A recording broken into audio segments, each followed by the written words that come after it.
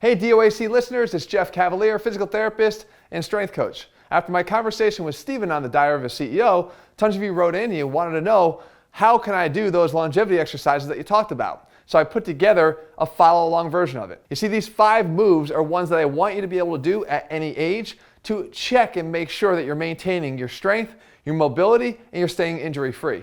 And the good thing is you can actually use these movements to benchmark where you might currently have a deficit that you're going to want to focus on. So clear out some space, hit subscribe, and let's get to it.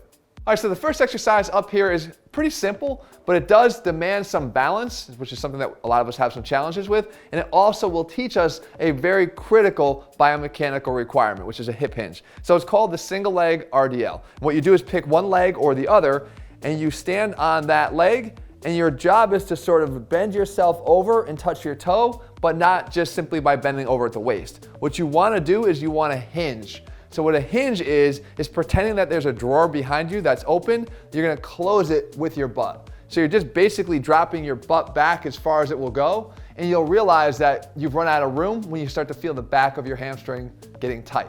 Once you've gotten to that point, then you reach forward, but at the same time, you kick back the opposite leg and engage the glute on that side, lifting it up to create a bit of a counterbalance, right? And as we get down to the ground here, you want to be able to touch, keep that leg back behind you, and then come up out of that in good body control. And again, this is where the balance comes in, because this is not as easy as it looks. We go back though, and we try to do a total of 5 repetitions each time, maintaining that body control. And what you'll find here is that your hips will shift left and right as we go. And the reason for that is because we oftentimes lack the strength in the hip in this frontal plane. We might do a lot of squatting, we might do a lot of deadlifting, other exercises that work in this front to back sagittal plane, but it doesn't mean that we're strengthening our hips in this direction. So this is a good exercise for doing that, even though the majority of the movement is occurring right here in that sagittal plane. It still demands the control from here. So you want to get 5 repetitions on each side. Once you get the 5 done on that side, you work yourself down on this side the same way, contracting the glutes on the opposite leg, getting back into that hinge. Okay, not rounding forward like this and just bending down. That's actually quite easy. You want to get that hinge happening first, kick back, then lean forward and lift up the opposite leg. And again, doing this with good body control. And even if you have good balance, like I would say that I do, it becomes still very challenging on every single repetition. So your goal is to see if you can get even up to 10 without losing your balance or having that other foot have to contact the ground. Good. Next exercise is something that we call a squat and reach. And what we do is we get down to the ground like this, down to a squatting position, and we anchor our elbows into the sides of our knees, okay? And what that does is it starts to help to create a stretch on the inner adductors or groin muscles that oftentimes don't get a whole heck of a lot of stretch. And then from here, we post up on one hand, reach up and rotate, and follow it with your head as you go up as high as you can to the sky.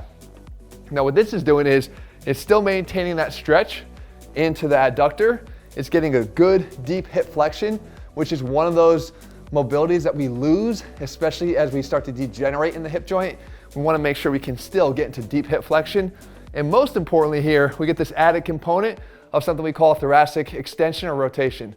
Now the goal here is to try to hold this position for up to 60 seconds. Okay, so I'm in here reaching as high as I can. If I start to feel like I've got some more room, then take it, rotate a little bit further. And the goal here is to, again, combine all these movements, upper and lower body together, to make sure that you're getting that good thoracic extension, because that is what is lost when we get into these chronic positions like this, right? With our devices at our computers, we get to this rounded thoracic spine, this upper portion of the spine. Doing this will give us the mobility that we're lacking, that I talk a lot about in our episode with Steven. So in this position here, you try to get as high as you can, as far as you can. Okay, and in this position, you'll also feel an opening of the chest and the muscles up here through your shoulders. So if you have any shoulder issues or tightnesses, you should be able to feel that too. If it starts to feel a strain on your neck, you can look down back towards the ground again, but ideally you want to follow your hand up with your head.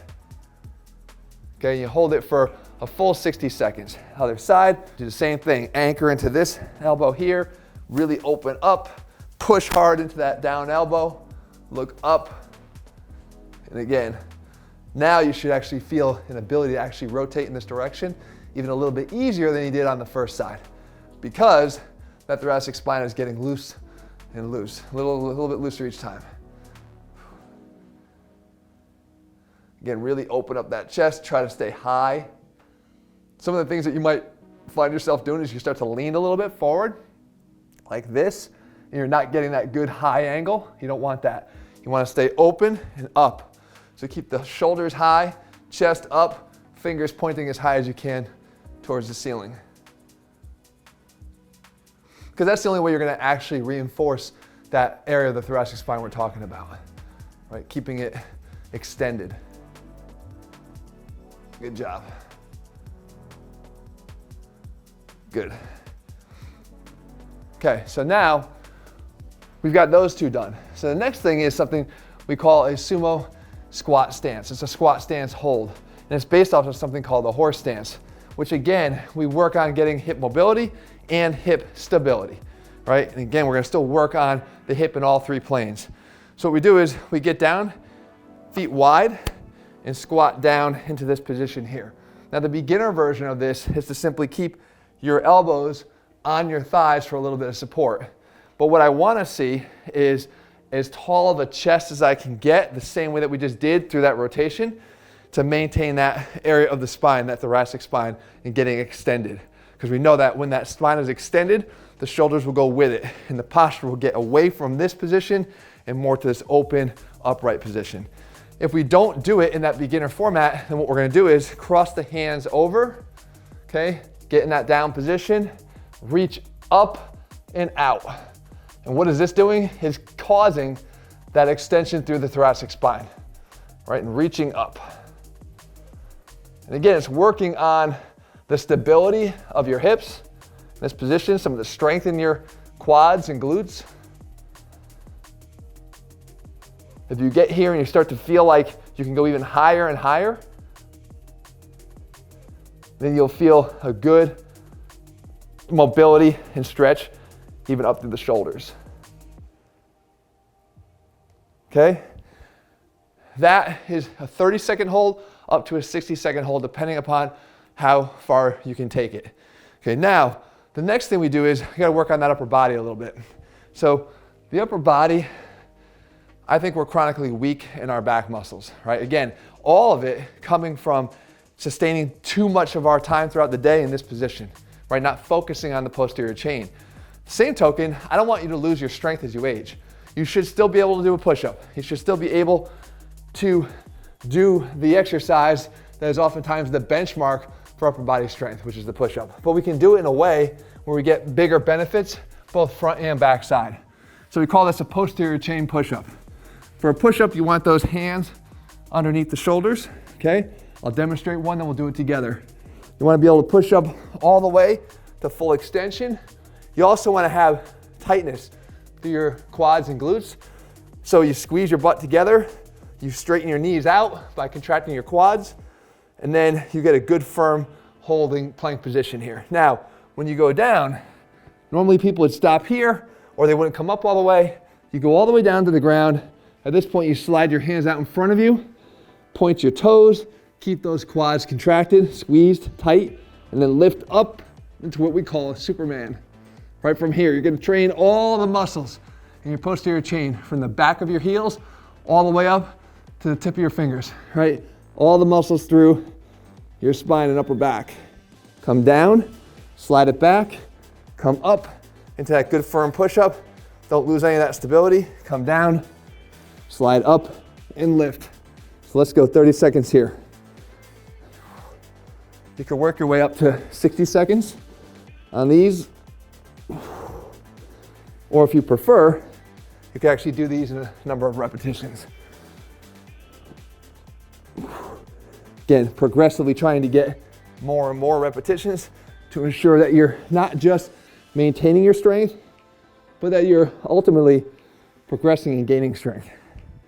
And again, as you get older, sometimes even just maintaining that strength is a gain because you're ultimately losing strength by the decade. But if we can maintain it and keep it where it's at, you've actually achieved strength gains in a way because you haven't lost them. The final thing is something that looks so darn simple, but it actually has a lot of functional carryover. We're talking about just a side-lying hip abduction, okay? And what we do is we get in this position here and we want to test, again, it's a good test, and also the test becomes the exercise. We want to test what level of hip abduction strength we have. And it's very different than hip flexion. Hip flexion we're usually pretty good at because we do a lot of it throughout the day, even just walking or walking upstairs. But here we want to test these small hip rotator muscles. So what we do is we position our toe down in front of us. So you want to basically point your toe down into the ground. Okay, from there, you're going to slide your leg back behind you, okay, as far as you can take it, and then lift up. And right when you do that final lift, you're going to feel a contraction right here in the glutes, in particular in the glute medius. That's the muscle that's controlling that rotational element of your hip joint and the stability and the strength that's needed to propel your body even on a regular walk without your hips dropping down side to side. As a matter of fact, when people have hip replacements, this muscle gets cut oftentimes, so they lose the stability here. Or as the joint becomes degenerated, you can see that gait start to shake because they don't have strength here anymore. You don't want to let that happen to you. You want to be able to hold this position for 30 to 60 seconds without that burn overcoming you to the point where you actually can't sustain it. And it's just a good solid squeeze right through here. Now, some of the mistakes people make is in order to feel like they're getting the lift, they'll just rotate their body to let the hip flexor do the lifting. Remember, we don't need the hip flexor to do the lifting. We want the glute medius to do the lifting, so you need to make sure that you're rotated forward the entire time. And again, what they'll start to do is just substitute everywhere they possibly can. They'll start to bend the knee to make it easier because the length of the leg will actually be more weight to lift. You want to keep it as long as possible and lift it as high as you can get, and then maintain that position. Toe down, and again, leg behind the body here. We take it to the other side. Again, if you can make it all the way to 60 seconds, then by all means, do that. So you start by, again, stabbing the ground with the toe just to get into that internal hip rotation. Slide the leg back behind you so you're in extension, and then abduction is when you lift it up. And again, I'm trying to turn that toe down as much as I can at the same time that I'm lifting up. And again, this will light you up right in this very specific area. And again, trying to hold this for 30 to 60 seconds. It's so intimidating because it'll look so darn easy, but once you actually do it, you feel it. But that's a good thing, because if you feel it, you're actually probably weak here, and you likely could use the work. So when we talk about longevity exercises, don't be afraid of the things that challenge you. Those are the things that will ultimately change you if you put in just a little bit of effort to do what needs to be done today, so you can make all this stuff easier for you tomorrow. Just like that, for as long as you possibly can. Again, withstanding that burn, even though it's really uncomfortable. These are the moments and the seconds of this set that actually count the most, because this is where you'll actually change. Great job. Great job today. Make sure you let me know how you did in the comments below, and remember to come back to this video to update your progress and to reset your body. Remember to like and subscribe, and if you want to check out the Athlete Next YouTube channel, it's the #1 subscribed to channel in fitness on YouTube. You can find it linked below. Guys, remember to treat yourself well. Your future self will thank you. If you love the Diary of a CEO brand and you watch this channel, please do me a huge favor. Become part of the 15% of the viewers on this channel that have hit the subscribe button. It helps us tremendously, and the bigger the channel gets, the bigger the guests.